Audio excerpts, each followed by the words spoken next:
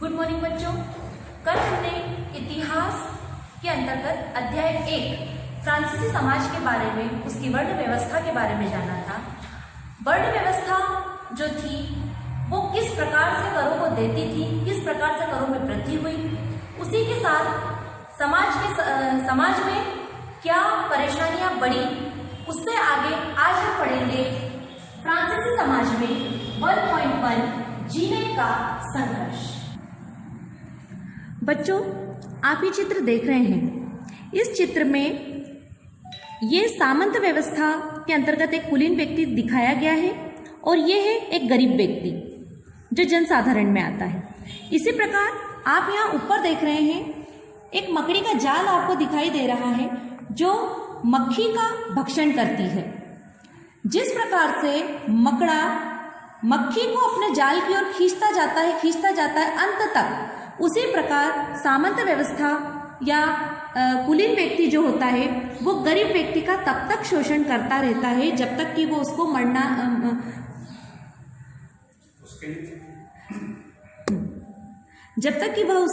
मरणांत स्थिति में ना लाके रख दे। आप यह देख रहे हैं, कुलीन व्यक्ति मकड़ा है और किसान जो है वो मक्खी है। उसी के साथ बेचारा गरीब अनाज, फल, पैदा, सलाद सब कुछ लाता है और मोटू जमींदार सब कुछ स्वीकार करने को तैयार बैठा है, पर वह उसको एक नजर देखता तक नहीं है। यहाँ जो गरीब व्यक्ति है वह भी कुलीन व्यक्ति के बारे में यही सोचता है कि शैतान को जितना दो उसका लालच उतना ही बढ़ता जाता है। इस प्रकार से चित्र के माध्यम से आपने ये समझा, इस प्रकार से गरीब व्यक्ति का दिन प्रतिदिन फ्रांस के समाज में शोषण होता गया। इसी के साथ हम अब यहाँ जान रहे हैं 1.1 जीने का संघर्ष। फ्रांस की जनसंख्या सन 1715 में 2.3 करोड़ थी, जो सन 1789 में बढ़कर 2.8 करोड़ हो गई। अर्थात 1715 से 1789 तक फ्रांस की जनसंख्या में काफी बढ़ोतरी हुई और इसका परिणाम ये हुआ कि अनाज उत्पादन की तुलना में उसकी मांग काफी तेज हो गई। अब सीधी सी बात है, अगर जनसंख्या बढ़ेगी तो अनाज का उत्पादन भी बढ़ाना होगा, जो उस समय नहीं हो पा रहा था। अधिकांश लोगों का जो मुख्य खाद्यान्न था वो पाव रोटी था और उसकी कीमतें भी दिन प्रतिदिन बढ़ती जा रही थी। जो मजदूर वर्ग था, अधिकतर लोग कामगार जो थे वो कारखानों में मजदूरी करते थे और अपना पेट पालते थे और उनकी मजदूरी जो थी वो उस समय मालिक लोग तय किया करते थे।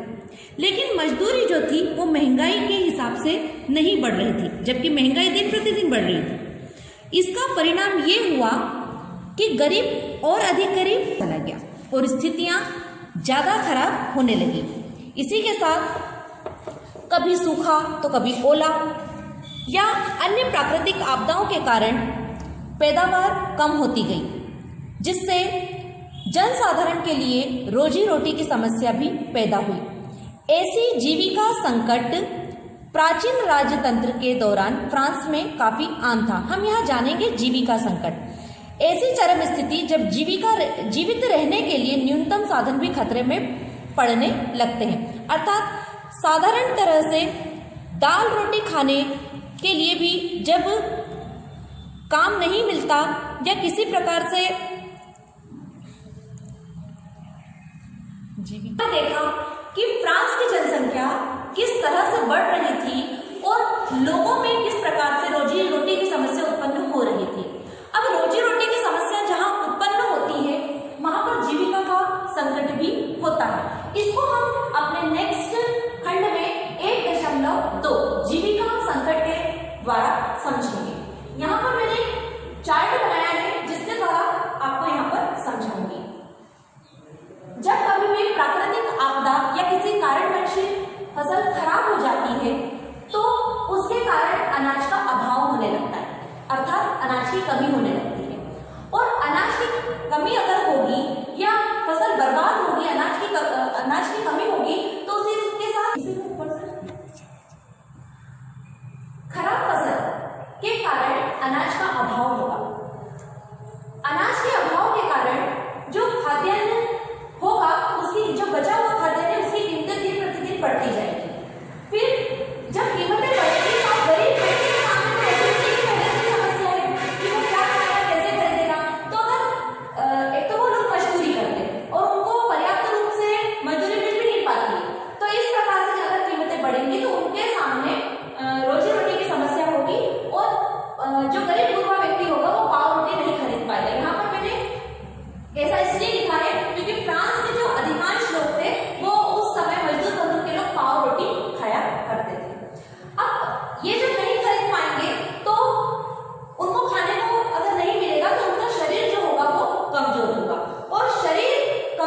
जाने के कारण कई सारी बीमारियां उन्हें होने लगेगी, जिससे एक महामारी का वो रूप ले लेगी। इसी के साथ आप देख रहे हैं कि अगर जब उनको खाने के लिए नहीं मिलेगा या वो नहीं खरीद पाएंगे तो ऐसे में फिर खाद्य पदार्थों के लिए दंगे होने लगेंगे, आपस में लोग लड़ाई करने लगेंगे और लड़ाई के कारण यहाँ पर मृतकों की संख्या में वृद्धि होगी। और इसी प्रकार से महामारी जब बढ़ने लगेगी तो महामारी के कारण भी काफी संख्या में लोग मृतक होंगे। तो आपने देखा कि किस प्रकार से फ्रांसीसी समाज में जीविका का संकट उत्पन्न होने लगा। बढ़ती जनसंख्या के कारण खाद्य दंगे होने लगे, आए दिन खाद्य पदार्थों को लेकर दंगे, लड़ाइयाँ और इस प्रकार से होने के कारण वे काफी परेशान रहने लगे और आगे चलकर इन सभी ने एक क्रांति का रूप ले लिया। इसके बाद हम अगले अध्याय में पढ़ेंगे।